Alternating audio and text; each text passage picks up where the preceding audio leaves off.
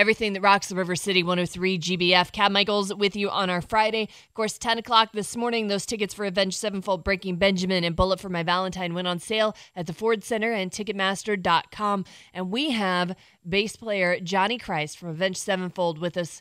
Hello. Hello, how are you? Oh, I'm fantastic. So I know it's been several months, but I do want to congratulate you on the new addition to your family, your little boy. Thank you very much. That's exciting. Thank you. What kind of challenges is the whole dad life presenting these days?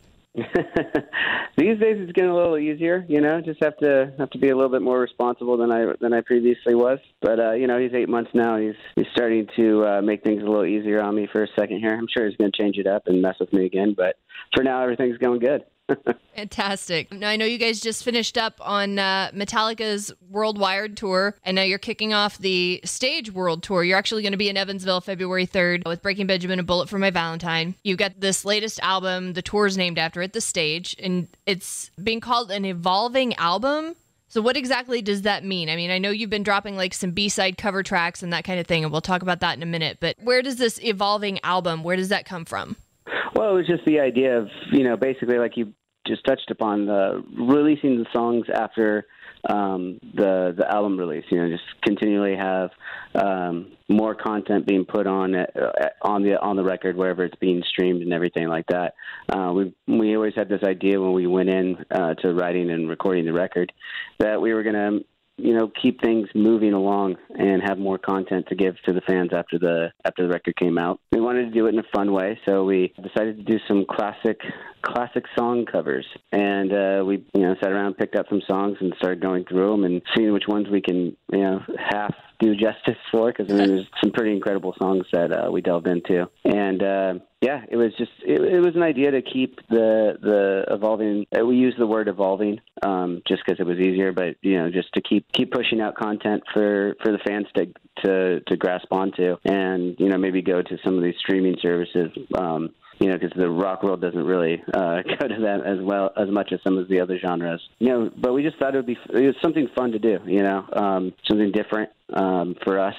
So it keeps things rolling, I guess.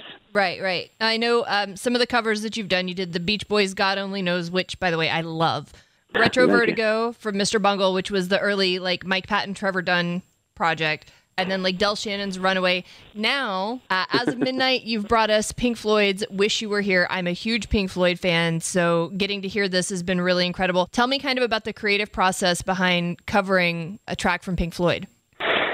Wow. Well, it all just kind of started out. That was actually one of the first songs that we knew we were going to cover. Shadows is a huge fan of that song. I think we all are. And we wanted to delve into it and pick it apart and see what we can do to do it any kind of justice. The song's already perfect song, and just out of fandom, we wanted to see if we could challenge ourselves to do something cool with it. We kept it pretty true to the track, just did a few different things differently that we wanted to do, just experiment in the recording process of it. And we just felt like it was a song that Matt had a good register of vocals for it, and just super fandom. Just this is an amazing song. Let's dive into it and see what we can do. Awesome. Now, I know Wish You Were Here is one of 7 previously unreleased tracks that are going to be part of this big deluxe edition of The Stage, and our listeners are going to be able to pick that up in December, right? Yes. Yeah, it'll be coming out. The whole plan was to have this evolving record and release all this stuff and towards the streaming, and then at the end of it, we'd be giving all the fans the actual copies if they wanted to go out and get them, as well as we're adding some live songs from our recent tour or tour at the beginning of the year in the UK. Loudwire Music Awards are coming up. We're just a couple weeks out from that. That's October 24th at the Novo Theater in LA. And Avenged Sevenfold has been nominated for Metal Artist of the Year, as well as Metal Album of the Year for The Stage, and then Best Guitarist. And you guys are the headlining act, playing a multi-song set, actually, to close out the Loudwire Music Awards that night. Is there a big difference in prepping for an award show performance as opposed to your typical stage show? I mean, the main difference is it's usually, you know, we don't have the big production or anything like that. So it's basically just us dudes getting up on stage and jamming out a few of our songs. So I guess the only difference of preparation is in production. Other than that, you know, we take every show that we get up in front of people seriously, and you know, we definitely have fun with it, but want to get up there and play well. So, you know, we'll do a couple of rehearsals before we get out there. Sure.